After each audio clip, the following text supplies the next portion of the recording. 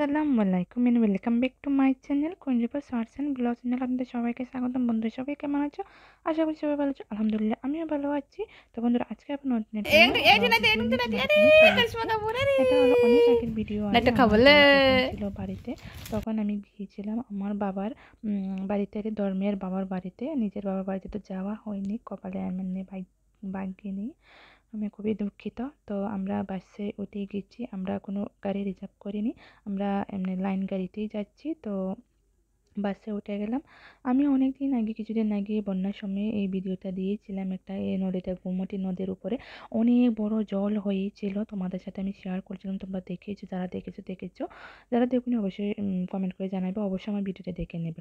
তো বাস গাড়িটা কিন্তু পুরোটাই পাকা ছিল, মানে একেবারে খুবই পাকা ছিল।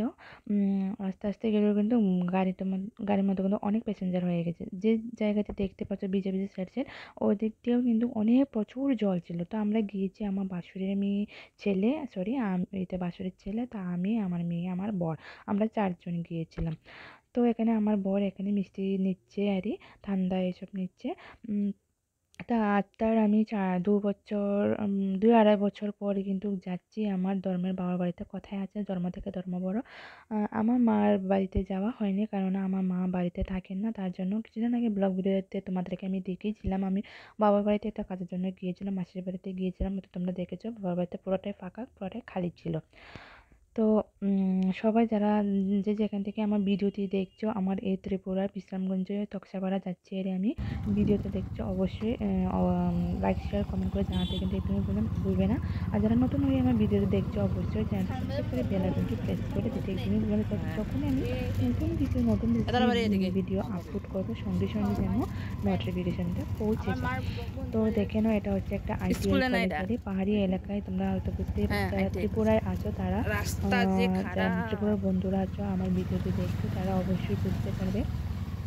ত্রিপুরাতে কিন্তু বেশিরভাগ জায়গাতেই কিন্তু বনাঞ্চল, যেদিকে যাবেন ওদিকে কিন্তু গ্রিন আর গ্রিন, সবুজ জঙ্গল দেখতে পারবেন।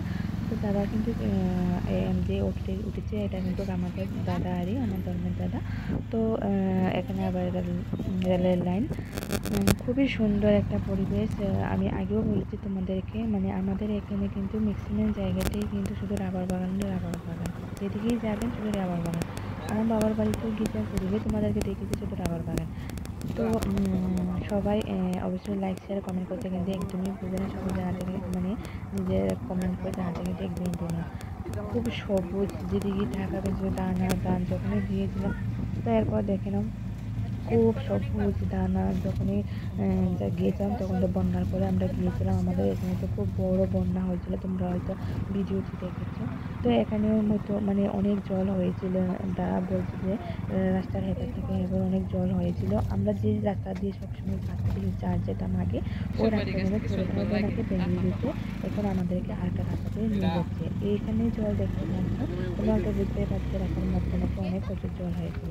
তো দেখে না, এখানে কিন্তু আরো পেরিয়ে এলাম, আমাদের এখানেও কিন্তু যা, গ্রামেও কিন্তু আছে।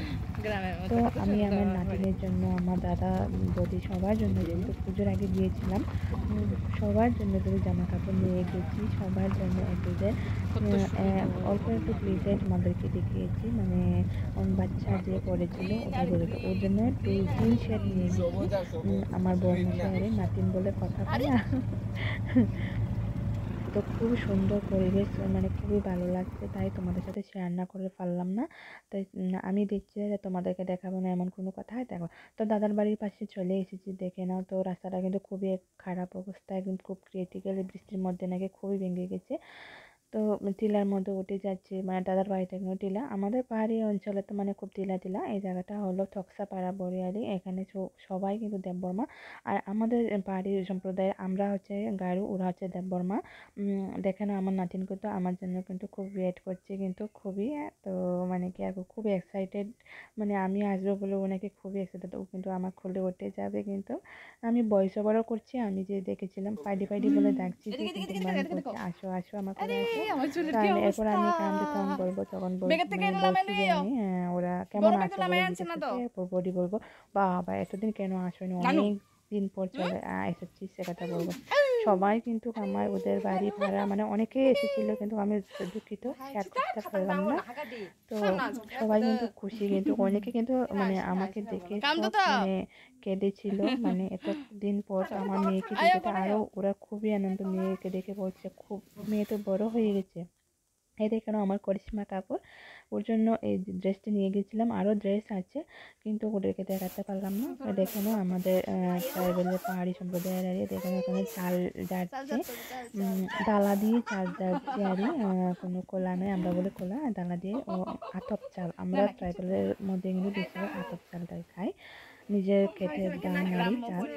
তো বন্ধুরা আমি ভিডিওটা বেশি একটা বড় করছি না, অবশ্যই নেক্সট ভিডিওতে আবারও দেখা হচ্ছে। এটা হচ্ছে আমার বাসি মানে বদিয়ারি, এরপর যে পাশের সামনে এখন দেখতে পারবেন ওটা হচ্ছে আমার দাদার ছোট মেয়ে, আর লাল নাইটি পরা দেখবেন ওটা হচ্ছে আমার দিদির সরি বদির ছোট বড় মেয়ে। তো দাদা তারা মূলত এক ভাই এক বোন, দিদি তো মারা গেছেন, মা মারা গেছেন। দেখতে পারেন অনেকদিন পরে এসেছি আমি, মারা যাওয়ার সময় কিন্তু আমি আসতে পারিনি, আমি খুবই দুঃখিত। ও কিন্তু যাওয়ার সময় আমার নাতিনটা কিন্তু খুবই আমার সাথে কান্না করছিল। তো ভিডিওটা আমি বেশি আর বড় করছি না, টাটা বাই বাই। যাওয়ার সময় ভিডিওটা তুলতে পারিনি, ওরা কিন্তু সবাই কান্না করছিল, আমিও কান্না করছিলাম, তাই ভিডিওটা তুলতে পারিনি।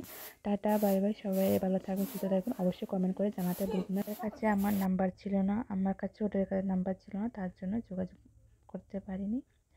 তো অবশ্যই কমেন্ট করে জানাবে কেমন লেগেছে আমার এই ভিডিওটা, লাইক শেয়ার কমেন্ট করে জানাতে বলুন। Tata bye bye.